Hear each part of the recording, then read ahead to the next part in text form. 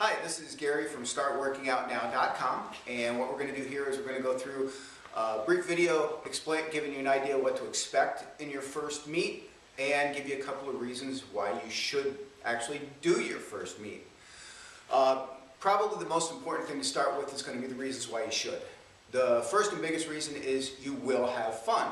Powerlifters tend to be the most supportive group of athletes that you're ever going to find. It doesn't matter if they're competing directly against you, they're going to be cheering for you to get those lifts. Everybody's going to be spotting everybody else and helping everybody else. And after having been involved in competitive athletics for give or take 45 years, I don't think that I have ever seen an environment that even comes close to the supportive nature of the environment at a powerlifting meet. Second reason is there is no other way that you will ever get an accurate representation of what your strength levels are and what you're comfortable with and what you can accomplish. Whenever you do lifts in front of judges in a meet, the judges don't care who you are, they don't care what you look like, what you had for breakfast, all they care is whether the weight goes up and down the way that it's supposed to. They're not your friends. They just want to make sure you did it right. Your friends, your family, your dog, everybody else on the planet has a reason to lie to you because they give a damn what you think. The judges really don't. So you will get an accurate representation of what you can really do. The other good reason is to set goals for yourself. I know for me personally, it's easy for me to get fired up when I've got something to train for. If I don't have something that I'm going to do on a specific date, it's a little bit harder for me to get quite as much fire in my belly to train. This is one way to accomplish that. The last reason is you will learn more about lifting by attending a powerlifting meet than you will in probably any other thing that you have done.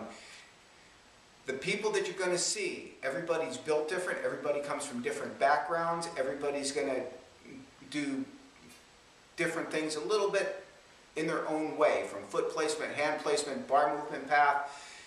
You're going to see things that you would have not seen in a gym in a year's period of time. You're going to see it all in one day, and chances are for the good lifters, they're going to be able to explain to you why they did what they did.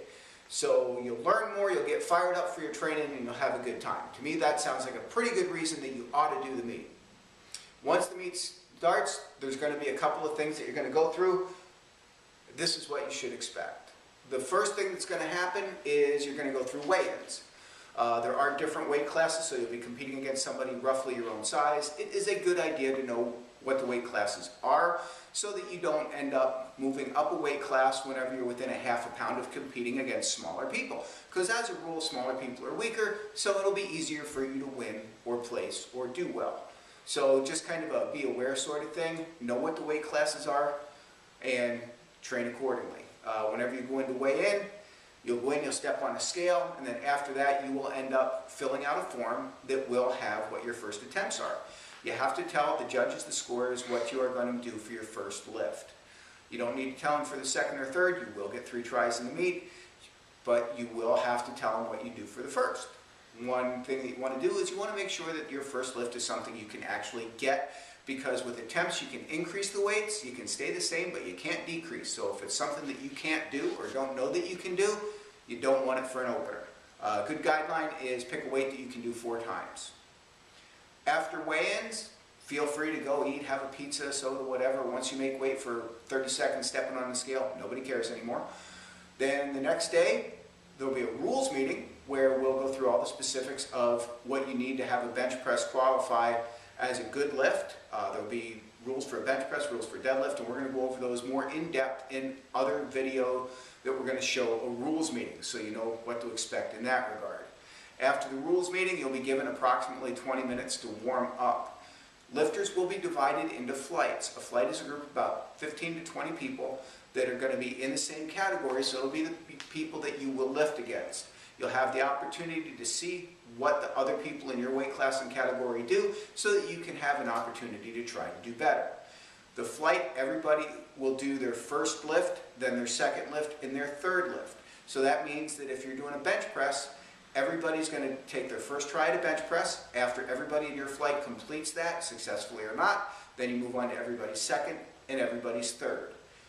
The scoring is you get credit for the biggest weight that you lifted that the judges say is a good lift. After the end, the scores will will be tabulated. You can either just do bench press only, which is just going to be the weight of your bench press. You can do deadlift only, which would just be the weight of your deadlift. Or you can do Ironman, which is the bench press and the deadlift added together for a total. Awards are given out by weight classes, by divisions, and by age categories. Unless you're doing the CrossFit, which if you're doing the CrossFit, that's wonderful, but that's just open, it's CrossFit people. So you will all be scored against each other, but you still will have weight classes and you will have a men's and women's division. One other thing for you CrossFit competitors is we aren't going to be enforcing some of the uniform regulations. The people in the bench press or deadlift or Ironman competitions do need to wear a singlet. If you're in CrossFit, you can wear shorts and a t-shirt or whatever's comfortable, as long as it doesn't obscure the judge's viewing, and we'll go into that more in the rules category. So basically that should give you a little bit of an idea what to expect the first time you step on a platform. Chances are you'll love it and want to come back and do it again. I know that I did, although it's been a while since my first meet. And I hope you have a great day. If you have any questions, feel free to email me at lifterg, as in golf, L-I-F-T-E-R-G, @yahoo.com. And this is Gary from Start Working Out Now. Have a great day.